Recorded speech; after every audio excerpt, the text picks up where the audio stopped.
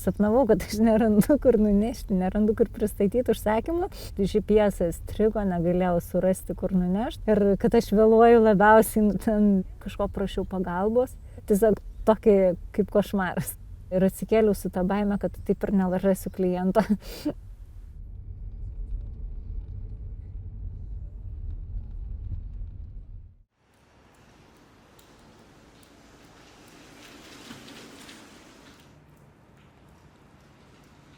Teko dirbti daug įvairių, išbandyti profesijų. Dirbau ir sandėly, dirbau valytojų. Per pirmą karantiną dirbau ir Maksimoje. Šiuo metu jau berods beveik 4 metai, kaip dirbu barmenu. Aišku, dabar karantinas tai esu prastovose, kadangi neužtenka tų pinigų pragyvenimui. Tenka imtis kitų veiklų ir šiuo metu dirbu kurjerių dviračių. Išvežioju maistą Kauno mieste.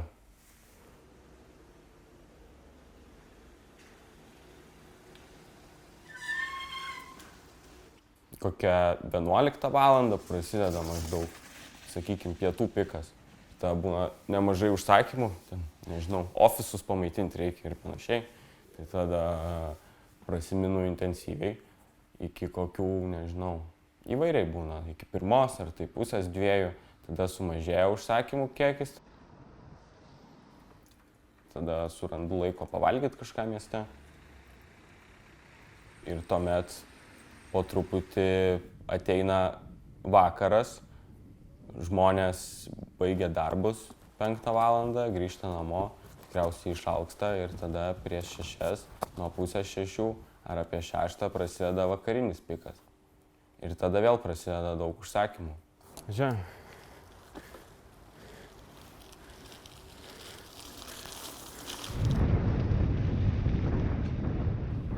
Tada pavarai iki kokių 8 vakaro, tarkim, ištisai. Ir aš dirbu nuo ryto iki vakaro. Darbas galų gale yra fiziškai sunkus ir purvinas.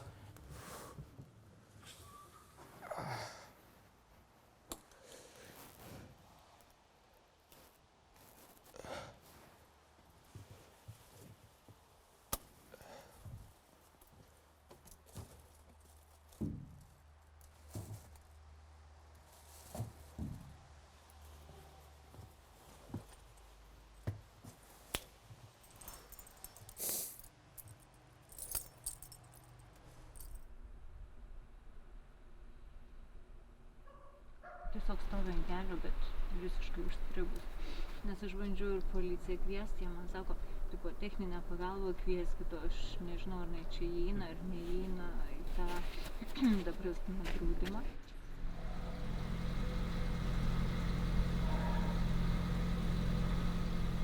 Nes čia man dar sakė, ten kiti vairuotojai, tai praslydimą išjungti, ten pasakė kombinaciją, ką daryti.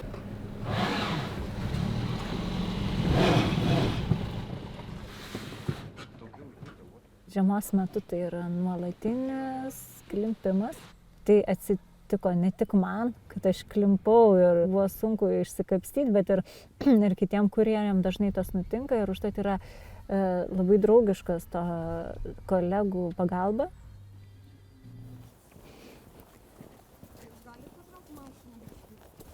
Aš? Jūs labai skubat? Išvažiuosiu. Gerai, patrauksiu.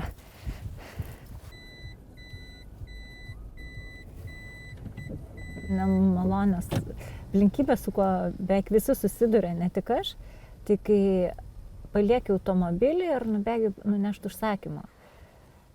Ir kažkas nori pravažiuoti ir išeini ir pradeda tada, aišku, ten keiksmažodžiais koliotis, buvo kurjeris, kurį sniegu apšaudė, tiesiog gniūžtėm. Kitam ten ratus grasino nuleisti, man irgi grasino nuleisti ratus, nes kažkaip žmonės nesupranta, kuriems ne taip lengva kiekvieną kartą parkuoti automobilį. Nes tai parkuoji ne kartą per dieną, ne 2, o 10-20 kartų reikia, arba 40 parkuoti. Trūksta žmonių pagarbos vienas kitam. Mano gyvenimas pradžioje dalinosi tarp Lietuvos ir Amerikos, po to tarp Lietuvos ir Karibų salų. Ir galiausiai sustojo tarp Lietuvos ir Prancūzijos. Tiksliau Vilnius, Paryžius. Prancūzijoje gyvenu nuo 17 gegužės 2007 metų. Kurjerio darbas atsirado todėl, kad Lietuvoje metus laiko aš negalėjau susirasti darbo. Ir tai buvo mano 16-mečio sūnaus idėja, kuris pasakė, kad mama, žiūrėk, mano klasiokė su tėvu visą pirmąjį karantiną pravažinėjo, pradirbo kurjeriu ir buvo labai faina ir užsidirbo. Ir jisai iš tikrųjų mane ir užregistravo. Pasijungiau programėlę ir važiavau link centro. Taip visą vos nedrebėdama, kas bus dabar, reikėjo peržengti kažkokį kompleksą, ribą, kaip nuvežti tą pirmą užsakymą, kaip ten jį paimti, kaip nuvažiuoti, kaip nesuklysti. Jaučiausi tikrai ne savo vietoje, kažkur ten atrodė visi žiūri iš visų pusių ir vos nekomentuoja. Tad aš slėpdavau į bagažinę ir buvo kelios dienos, kur niekam nedrįsau sakyti, ką aš darau.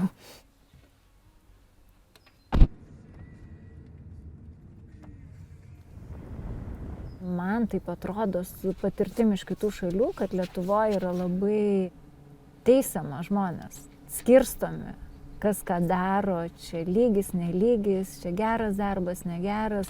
Kažkaip žmonės išrūšiuoja Lietuvoje. Čia turim vieną Coca-Colą ir kiek šiukšlių, kurios po 2 minučių viskas bus šiukšliadėžė. Vienu žodžiu, gamtos viršimas. Bravo, McDonald's.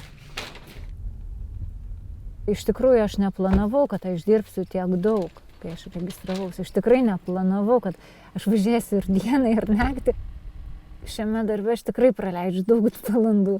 Tikrai daug, nes aš pajutau, kad aš gyvenu praktiškai mašinoj. Mano darbo laikas yra vidutiniškai 10 valandų ir daugiau būna. Miegu kaip išeina. Šitas darbas yra labai azartinis, kurie yra darbas, tai kaip žaidimas kazino kokiam. Nes tie krentantis užsakymai tiesiog traukia, tiesiog sunku atsispirti ir pasakyti, ne, užtenka, stop, einu pailsėti. Tai labai pareikalauja energijos daug.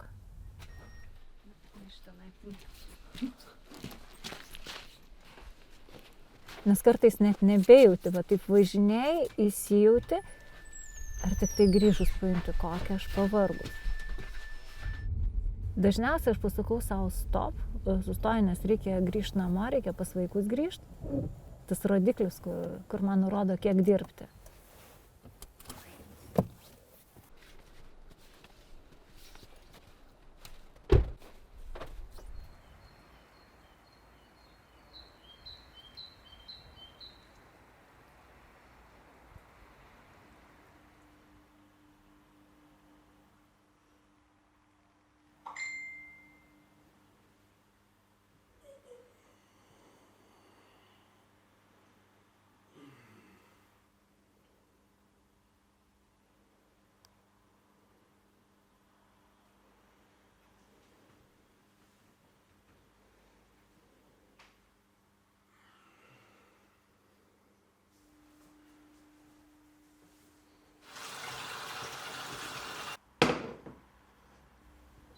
Įvairaus maisto užsisako žmonės. Aišku, daugiausia tai eina tas, sakykime, europietiškas maistas. Ten picos, burgeriai, McDonald's, belenkiek būna McDonald's. Sušiai būna, va, irgi nemažai. Kai būna Žalgirio varžybos, tarkim, kaip šiandien, tai tikrai žinai, kad vakare bus užsakymų. Žalgirio žaidėjam, pavyzdžiui, tai kiekvieną dieną būna, kad užsakymą nuveži. Kai nebuvo karantino, buvo geri laikai, tai pagal orus galėdavai nuspėti. Ir aš laukdavau iš tikrųjų, kad prasidės apsniauks dangus, ten pradės lyt. Dviračių kurjerių tai pasislepia, atsijungia, išsigąsta lietaus. Ir daug žmonių sėdi namuose ir užsisako maistą į namus, vengia eiti lauką. Per mano darbo dieną, tai nuo 11 ryto, tarkim, iki 8 ar 9 vakaro, vidutiniškai surenku nuo 25 iki 30 užsakymų. Esu surinkęs daugiausiai 57 užsakymus per dieną, tai kiek mano žiniomis, tai Kaune niekas nėra per dieną daugiau surinkęs. nei dviračių, nei automobilių.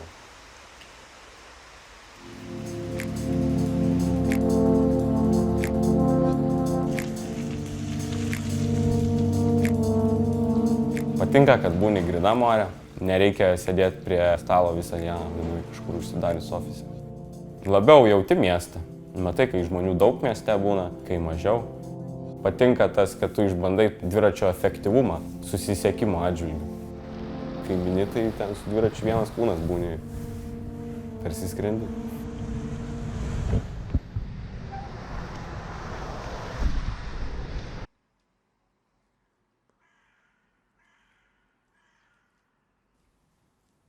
Šią profesiją įsivaizdavau taip, kad galima daug uždirbti per sąlyginai gan trumpą laiką, bet darbo realybė yra truputį kita. Neįsivaizdavau, kad tas darbas bus toks varginantis. Kurjerio darbas man yra pagrindinis, kad aš galėčiau užsilaikyti finansiškai.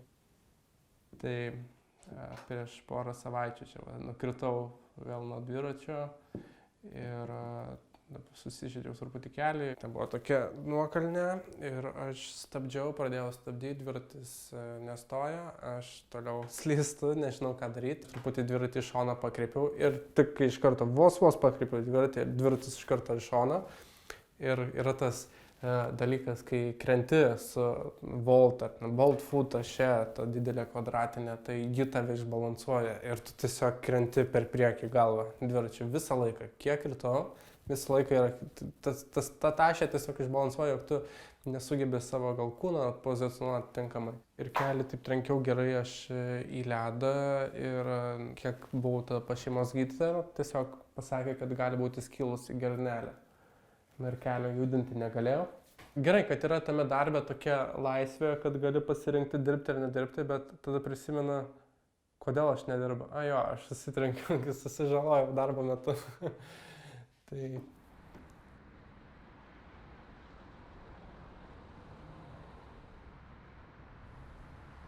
darbo aš esu ir prisimenu užsakymas vėlavo, nes vėlavo restoranas labai.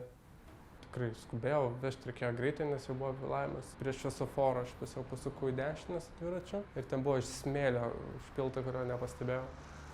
Ir skridau per priekį. Tai ten buvo sušių, ta prasme, kalnas. Ir tai aš skridau per priekį, šalmas tai pasislinko, kai kritau, ir kritau krinai ant kaktos. Tai buvo, prisimenu, smegenų sutrenkimas. Aš pagulėjau dar ten minutę. Atsikėliau, visiškam šoke, nesuprantu, kas vyksta ir nuvežiau užsakymą žmogui. Ir aš nesuprantu, kaip aš tą užsakymą nuvežiau, nes aš ten ir kelius susitrenkiau, ir galvą, ir aš net normaliai neatsimenu tas vietas, kaip aš vežiau užsakymą. Aš prisimenu tada, kai tada tik jau nulipau nuo dviračio ir aš buvau, tikrai žinau, kad aš buvau visas kruvinas. Skambinu klientui, sakau, aš paduosiu jums, ar galėtumėte nulipti, negaliu eiti į laiptinę, nes ką tik kritau, avarija įvyko ir visas kruvinas esu. Klientas atėjo, jis taip sako, kas čia nutiko. Tai sakau, kritau ir man tada net toks truputį net buvo piktas, nes aš iš tikrųjų neprivalėjau to užsakymą, turėjau vežti, aš galėjau iš karto skambinti greitai. Bet aš kažkodėl to nepadariau, nuvežiau užsakymą. Tas klientas visiškai neparodė jokio dėkingumo ir tiesiog išėjo. Ir tada kitą dieną parašiau suportui, papasakau situaciją, atsakė, tokiu atveju tikrai neprašytumėm užsakymą nuvežti ir liūdną emoji uždėjo. Ir aš buvau draustas, aš pats atskirai save draudžiuosi, tačiau draudimas man nieko nepadengė, nes yra vėlgi draudimo sąlygos. Aš turėjau smegenų sutrenkimą, bet aš pagal draudimą tai aš turėčiau dar gulėti ten 2 dienas ligoninėje. Ir aš negulėjau ligoninėje, dėl to draudimo aš negavau nieko. Atgal grįžau į darbą po tos traumos paprasčiausiai, nes reikėjo pinigų. Yra buvę pavyzdžių žiemą tarp kolegų ir Kaune, ir Vilniuje, kai susitraumuoja darbo metu, sulaužo rankas ir panašiai, susitrenkia kažką. Platformos, tai jos nesiūlo jokios kompensacijos traumos atveju. Kratosi šitos rizikos ir suverčia ją kurjerių atsakomybei. platformos ir jų atstovai mėgsta labai akcentuoti, kad kurjeriai iš tikrųjų tai yra verslo partneriai. Nors aš manau, kad mažuma kurjerių jaučiasi tokiais. Akivaizdu, kad šituose darbo santykiuose galios poziciją absoliučiai visuomet užima platforma.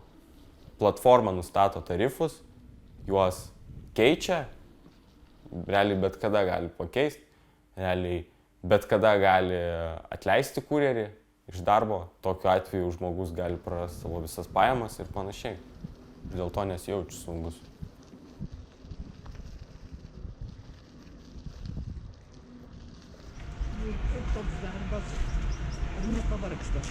Pavargstam, tai nuo visų darbų pavargsti. Ne ką daugiau. Esu paskaičiavęs, kad mano valandinis atlygis į rankas neto yra maždaug 8 eurai už valandą. Naujokas, tik atėjęs, pradėjęs dirbti, tikrai neuždirbs 8 eurų vidutiniškai. Jisai uždirbs mažiau, kad tiek uždirbtum, turi būti įgudęs, pažinoti erdvę, kurioje dirbi, žinoti, kur yra restoranai, atsiminti, kur laiptinės, namus ir visą kitą, nes tai labai daug laiko atima.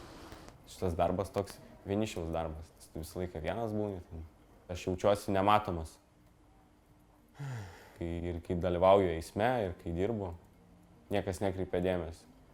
Tokio žmogiško ryšio su kitais žmonėms tai trūksta. Daugiausiai su kolegom pabendrauju, susitinkit.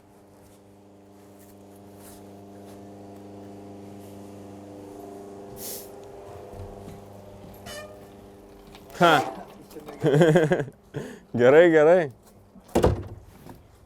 Ten tavo jaučiu stovi, ne? Blemba geras žibintas. Gal jį biškį žemiau pasileisk, nes žinok akinius žmonės. Negaliu akių pakelt, pavyzdžiui. Aš tai žemai nusileidęs būnu, nes pas mane irgi rimtas. Gerai, saugiai. Norėtųsi kažkokio daugiau šiltumo, kad pasižiūrėtų į akis bent jau kažką ten. Pasiklaustų, kaip sekasi, kaip ką, tipo. Kažkokio žmogiškumo daugiau, žmogiško ryšio.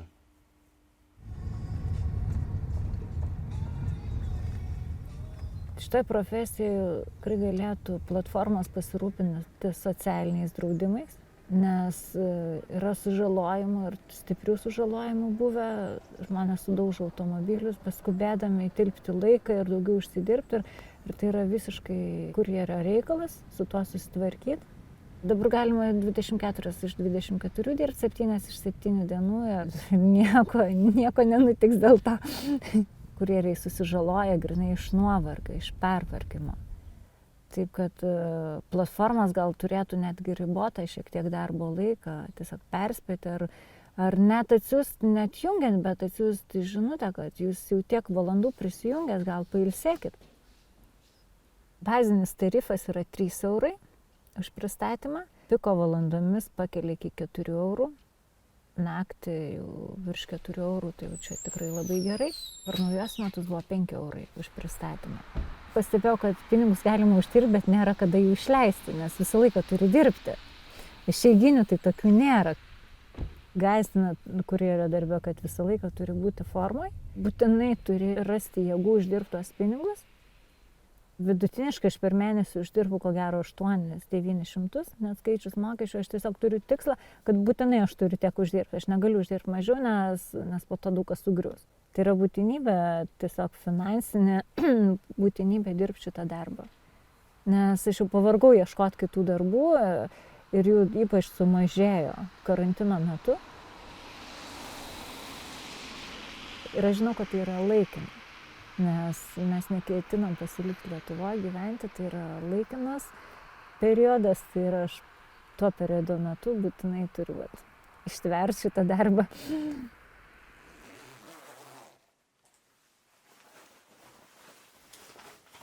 Po savaitės man Voltas parašė, jog grąžinčiau tašę. Ir aš rašau tašės grąžinti negaliu, nes aš dabar sėdžiu namuose, niekur neinu, gydausi kelią. Na, parašė, labai gaila sveiki, taip toliau. Bet po 3 savaičių atėjo vėl tas automatinis pranešimas, kad aš grąžinčiau tašę. Na, ir kaip tik po 3 savaičių pradėjau dirbti. Keista iš naujo pradėti dirbti, toks truputį jausmas kaip atostogų. Raumenims įprasti taip pat reikia irgi laiko. Dabar kelius užsakymus padariau. Sekė. Prašau, skanaus. Visą. Bet toks jaučiuosi jau kažkaip atpratęs truputį nuo paties to darbo. Tai manau, rytoj bus gal truputį poilsiuko, o tada reikės rimčiau įsivažiuoti. Aš nesu pats Vilnietis. Aš į Vilnių atsikraušiau prieš 3 metus. Šio darbo dėka aš dabar pažįstu daug visokių kiemų, gatvelių, tokių smulkių. Šitas darbas tuo žavi, kad tu pažįsti geriau miestą, kuriame tu gyveni. Galima pasakyti miesto antropologiją ant dviračio.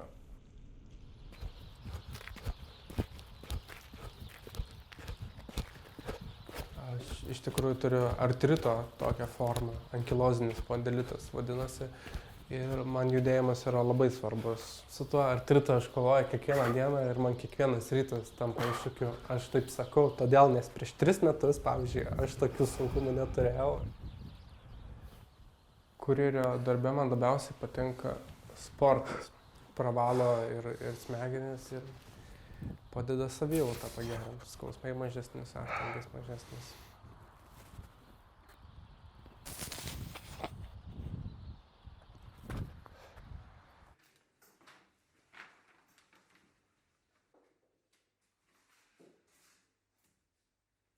Galė, jam šitą galą, aš čia bus kabinsim.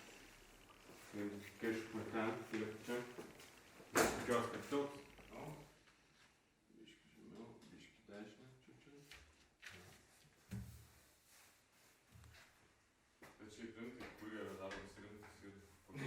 Rimtas? Nejuokingas. Rimčiausias. Pavažinėjęs man dešinę. Kiek pavažinėjau, kiek atsakomybės ir kiek rizikų. Man sakė, draugas klausė manęs vis, kai sutinku, kada pradėsi dirbti suaugusių darbų.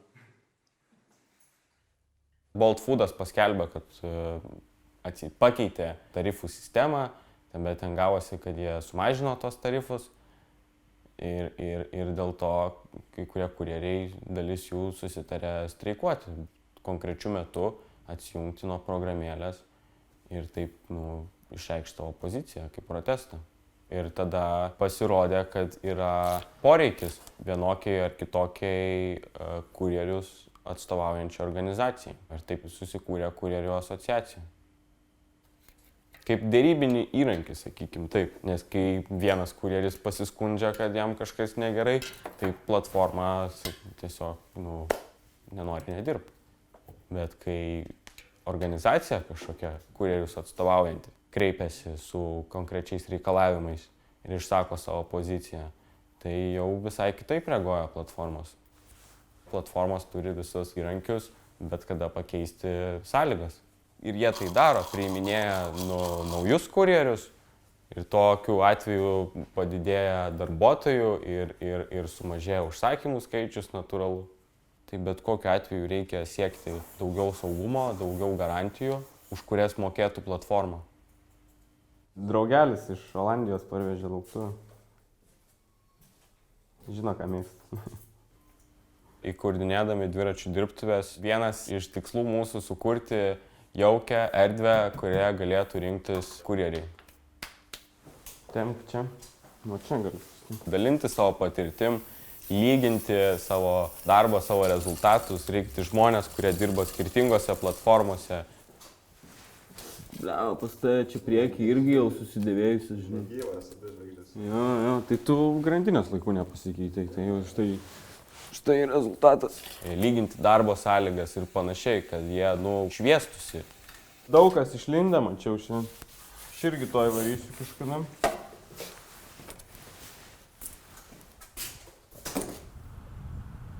Man patinka naktinis Vilnius, romantiškas.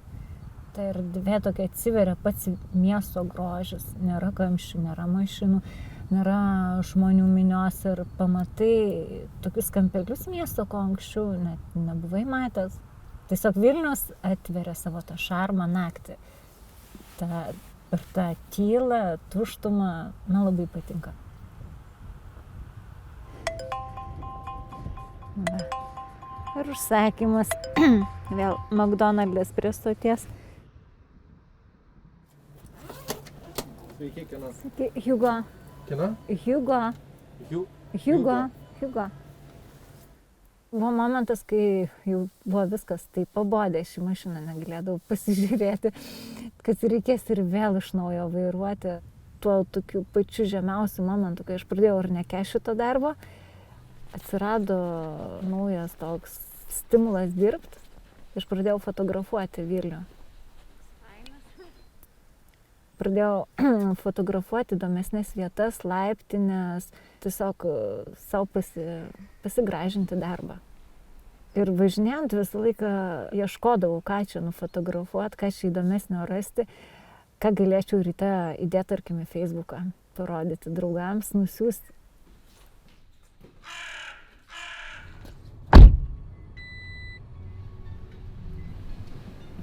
Valia, ištvermingiausi yra 2 kurjeriai. 6 ryto.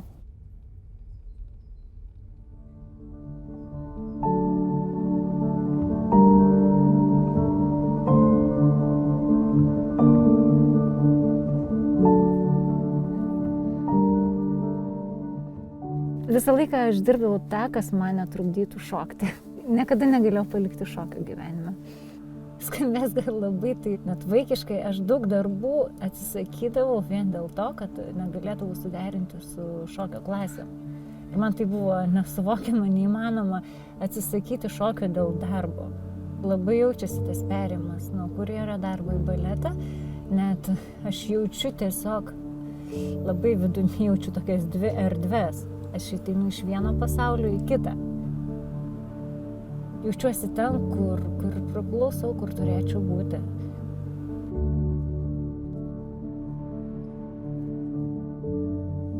Šiaip į kurjerio darbą tiesiog žiūriu kaip tokią pauzę gyvenime. Nežinau, kur toliau likimas nuves, ar aš dirbsiu kurjeriu ilgai dar, ar ne. Kurį laiką tikrai dar padirbsiu. Metus, gal.